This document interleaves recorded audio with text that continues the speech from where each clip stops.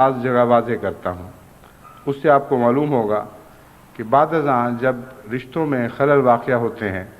تو ان کا آغاز کیسے ہوا تھا۔ بعض عورتیں اپنی جہالت میں یہ سمجھتی ہیں کہ بہو ایسی آنی چاہیے جس کو ہم جوتی کے نیچے رکھیں اور ہمیشہ اس کو زبردستی تابع فرمان رکھیں، اور وہ صرف خاوند کی خدمت نہ کرے بلکہ خاوند کے باپ کی بھی خدمت کرے، اس کی ماں کی بھی خدمت کرے، اس کی بہنوں کی بھی خدمت کرے۔ اور پھر اس سے آگے قدم بڑھا کر وہ کہتی ہیں کہ بیٹی بہو کے سارے خاندان کا فرض ہے کہ وہ ہمیشہ نیچے رہیں، ان کو معلوم رہنا چاہیے اور یہ احساس ہمیشہ ان کے دل میں جاگزی رہنا چاہیے کہ انہوں نے گر کے ہمیں بیٹی دی ہے۔ اگر ہم نہ چاہتے تو ان کے بیٹی کو قبول نہ کرتے، ہم نہ پوچھتے تو اور کس نے پوچھنا تھا، رشتے کے انتظار میں اتنی دیر سے بیٹھے ہوئے تھے۔ اس لیے ان ساری باتوں کا تقاضا یہ ہے کہ بیٹی ہی نہیں بلکہ بیٹی کا سارا خاندان بیٹے والے کے خاندان کے سامنے جھک جائے،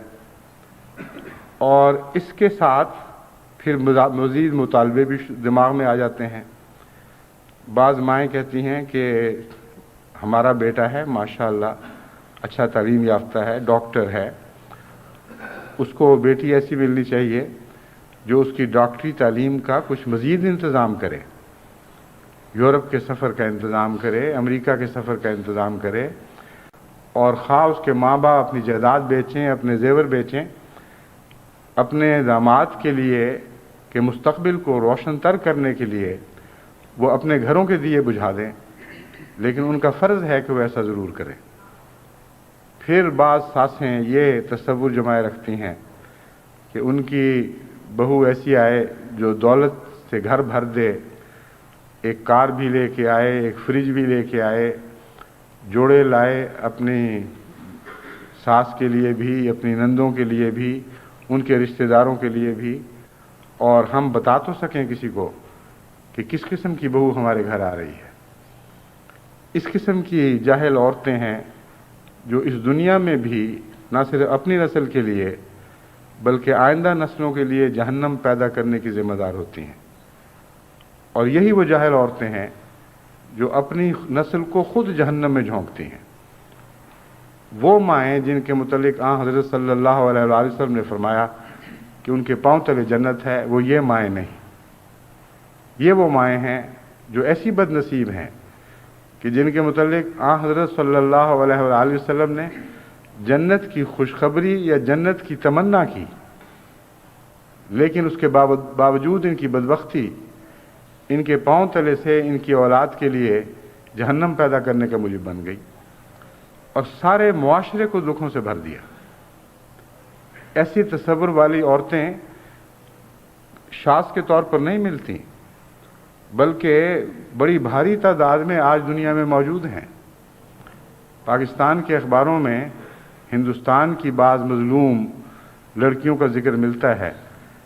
جو جہیز نہ ملنے کے نتیجے میں زندہ جلا دی گئیں، لیکن پاکستان میں لاکھوں کروڑوں ایسی بد نصیب لڑکیاں ہیں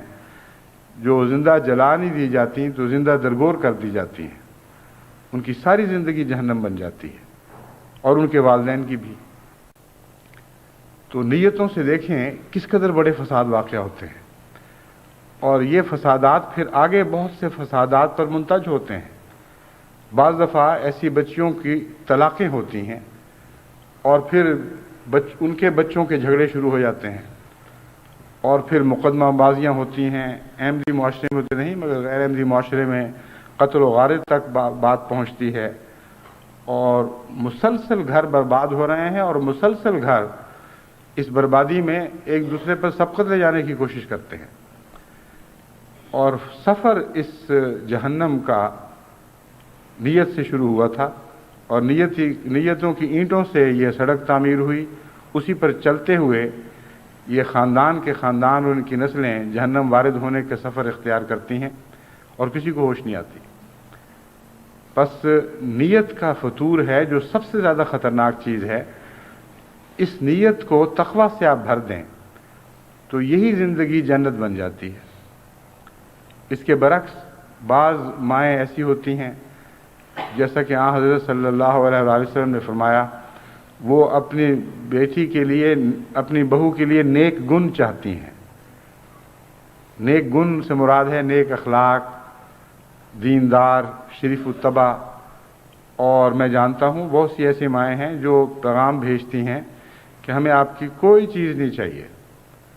ہمیں آپ کی بیٹی سے پیار ہے، بہت نیک فطرت ہے، سعید فطرت ہے،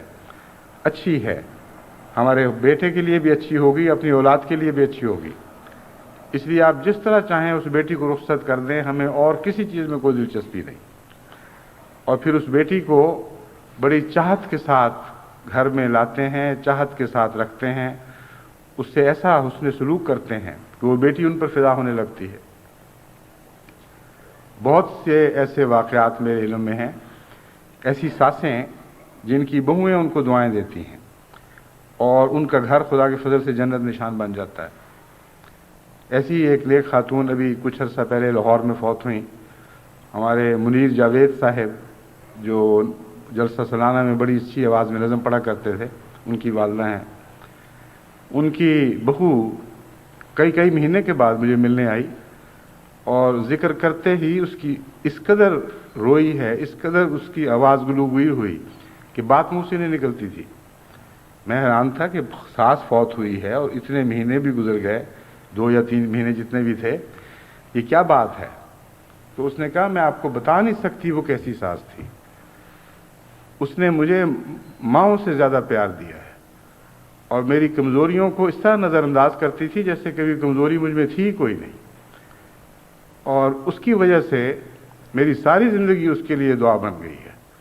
اور ہمیشہ میں اس کو دعا میں یاد رکھوں گی۔ آپ بھی اس کے لیے دعا کریں۔ ایسی ساسیں خدا کے فضل سے اور بھی دنیا میں ہیں، اور سب سے زیادہ خوشی مجھے اس وقت ہوتی ہے جب کوئی بہو ملاقات کے دوران اپنی ساس کا ذکر کرتی ہے تو محبت سے اس کی آنکھوں میں آنسو آ جاتے ہیں۔ ایسے بہت سے واقعات ہیں۔ ایک جرمنی کے ملاقاتوں کے درمیان بھی ایک بہو ملی، وہ اس سے میں نے پوچھا کیا حال ہے تمہاری ساس کا؟ اس کی آنکھوں میں سے آنسو آ گئے۔ زندہ ساس ہے، اس کی وفات کا صدمہ نہیں تھا بلکہ محبت کی وجہ سے۔ اس نے کہا آپ اندازہ نہیں کر سکتے کہ کیسی احسان کرنے والی ساس ہے، کس طرح اس نے مجھے پیار دیا ہے، اسی کی برکت ہے کہ ہمارا گھر جنت بن گیا ہے۔ ایسی ساسیں یقیناً وہ مائیں ہیں جن کے متعلق حضرت محمد مصطفیٰ صلی اللہ علیہ وآلہ وسلم نے خبر دی کہ ان کے پاؤں کے نیچے جنت ہے۔ بس ایک عورت کی نیتوں کا سفر آپ دیکھیں، اس کا پہلا قدم فیصلہ کرتا ہے کہ میں نے اور میری اولاد نے جہنم کی طرف جانا ہے یا جنت کی طرف جانا ہے۔ کتنا گہرا ارشاد نبوی ہے، حکمتوں کے سمندر کو ایک کوزے میں بند فرما دیا ہے، ساری انسانی زندگی کے تمام نفسیاتی مسائل کو حل فرما دیا جب فرمایا انما الاعمال بالنیات، یاد رکھنا تمہارے اعمال تمہاری نیتوں سے تشکیل پائیں گے۔ اگر تمہاری نیتیں جنت نشان ہوں گی تو تمہارے اعمال جنت نشان بنیں گے، اگر تمہاری نیتوں میں جہنم کی آگ ہوگی تو تمہارے اعمال بھی وہ ایک آگ کی بھٹی بن جائیں گے، جو ان میں پڑے گا وہ بھی جہنم میں مبتلا ہوگا، اور جن کے وہ اعمال ہوں گے وہ بھی اسی بھٹی میں جلیں گے۔ بس نیتوں میں فطور نہ ہونے دیں، اور اسی سے ہمارے معاشرے کو جنت میں تبدیل کیا جا سکتا ہے۔ پھر اسی طرح والدین ہیں، معنی والد ہے، اس کی نیتوں کا بھی بہت حد تک دخل ہوتا ہے۔ بعض والد چاہتے ہیں کہ ایسا رشتہ ملے جس کے نتیجے میں بیٹے کو نوکریاں اچھی مل جائیں، خاندانی تعلقات حسب نسب کے ایسے ہوں کہ اس کے نتیجے میں عزت اور مرتبہ بلند ہو، ایسا رشتہ ملے جس کے نتیجے میں اس کو جرمنی یا انگلستان یا امریکہ میں رہائش نصیب ہو جائے۔ غرضی کے کئی قسم کے نیتوں کے فطور ہیں جو لے کر وہ اپنے خاندان پر اثر انداز ہوتے ہیں۔ اسی طرح بہنیں ہیں خامن کی، یعنی نندیں، وہ بھی اپنا ایک تصور جمائے رکھتی ہیں، اور عموماً عورتوں کے تصور میں آنے والی پر حکومت کا تصور شامل رہتا ہے۔ پھر اس کے برعکس بھی صورت ہے، بعض بہوؤں کو رخصت کرنے سے، بعض بیٹیوں کو رخصت کرنے سے پہلے ان کی مائیں، ان کی بہنیں، ان کے عزیز ان کے کان میں کئی قسم کی باتیں پھونکتے ہیں، ان سے کہتے ہیں دب کے نہیں رہنا، خبردار ہے، ایک کوئی بات کرے تو 10 جواب دو، ایسی تیسی، کوئی تمہارے کپڑے دوپٹے پہ ہاتھ ڈالے تو اس کی چوٹی پہ ہاتھ ڈال دو، اور اس طرح دبکے سے رہو کہ شروع سے ہی سارا خاندان تمہارے نیچے لگ جائے۔ اور پھر مسلسل کانفرنسز ہوتی ہیں بیٹیوں کو سمجھانے کے لیے، بیٹیوں کو گھر بلایا جاتا ہے اور ان کو سمجھایا جاتا ہے کہ دیکھو تمہاری ساس نے یہ بات کی، تمہاری نند نے یہ بات کی، ایسا فساد ڈالو کہ خاوند ان کی گتیں پکڑ پکڑ کے ان کو گھروں سے نکالے، اور یاد یہ دیکھو کہ خاوند کہیں اپنے ماں باپ پر، اپنے بھائیوں پر، اپنے عزیزوں پر خرچ تو نہیں کر رہا، اگر وہ کر رہا ہے تو اس کے ہاتھ روکو، یہ تمہاری اولاد کا حق ہے جو وہ دوسروں کو دے رہا ہے۔ غرضی کے کئی قسم کی کانفرنسیں ہو رہی ہوتی ہیں، اور وہ یہ نہیں سمجھ رہے ہوتے کہ وہ بیٹی کے لیے جنت نہیں بلکہ جہنم بنا رہے ہیں۔ بس قصور محض ایک طرف کا نہیں، قصور بعض دفعہ دونوں طرف کا، بعض دفعہ ایک طرف کا، لیکن ہر دفعہ قصور نیت کا قصور ہوتا ہے، اور نیتوں کے فطور جو ہے وہ دنیا میں یا جنت بن کر نکلتا ہے یا جہنم بن کر نکلتا ہے۔